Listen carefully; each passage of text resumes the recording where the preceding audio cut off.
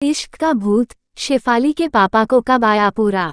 जब इश्क का भूत सिर चढ़कर बोलता है तब दुनिया में कुछ नजर ही नहीं आता। न मान प्रतिष्ठा की परवाह न करियर की चिंता।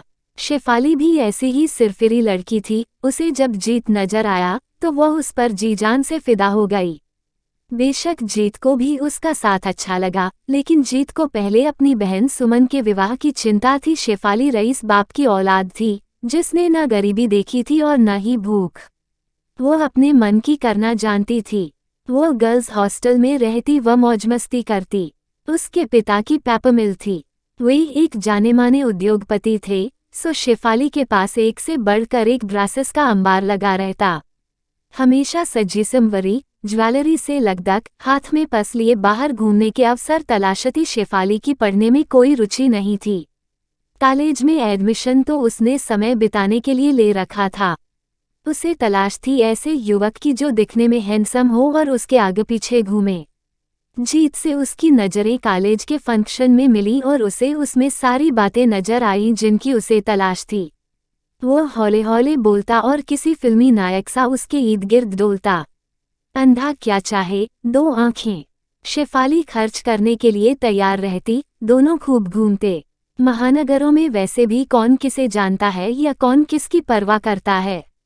पौश इलाके के हॉस्टल में रह रही शेफाली के पास जीत बाइक लेकर आता।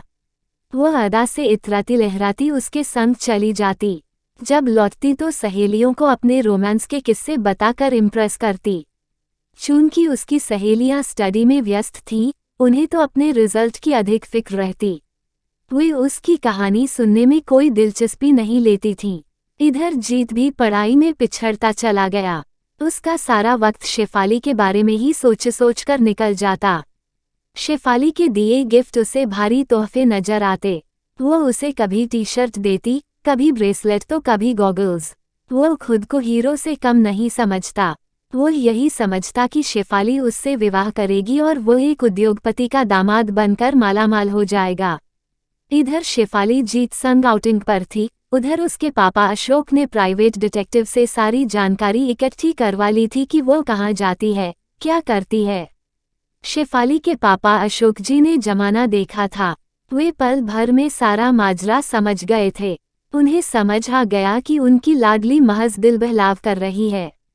पढ़ाई में उसका मन नहीं लग रहा। जीत जिस तरह से बेझिझक शेफाली से तोहफे ले रहा था, इससे अशोक जी को ये भी समझ में आ गया कि इस लड़के में कोई स्वाभिमान नहीं है, वरना वह इस तरह शेफाली की दी वस्तुएं न स्वीकारता। जीत का फंडा समझने में अशोक जी को ज्यादा समय नहीं लगा, क्योंकि वे तो खुद व्यवसायी थे और जीत के प्रोफेशनल प्रेम को पहचान गए थे। शेफाली के लिए उन्होंने विदेश से पढ़ाई करके लौटा MBA लड़का विजय तलाश लिया था। शेफाली ने जब विजय को देखा तो देखती ही रह गई। वह स्टाइलिश और अमेरिकन अंग्रेजी बोल रहा था। उसे जीत को भुला देने में एक मिनट भी नहीं लगा। जीत देखता रह गया और शेफाली विजय के साथ शादी कर हनीमून मनाने स्विट्जरलैंड चली गई। इश्क का भूत तो धन की चमक के आगे एक पल भी नहीं ठहर पाया। वे आज के युवा ही क्या जो इश्क के लिए जिंदगी बर्बाद करें। अलबत्ता जीत को संभलने में 1 साल लगा, पर जबकि वह दिल से नहीं मतलब की खातिर शेफाली से जुड़ा था। अब उसके सामने अपनी युवा बहन की जिम्मेदारी थी। वह नहीं चाहता था कि कोई उसके चाल चलन का हवाला देकर उसकी बहन के रिश्ते को मना करे। जीत की मां को यही तसल्ली थी कि उसका बेटा एक बेवफा के प्यार में ज्यादा नहीं भटका।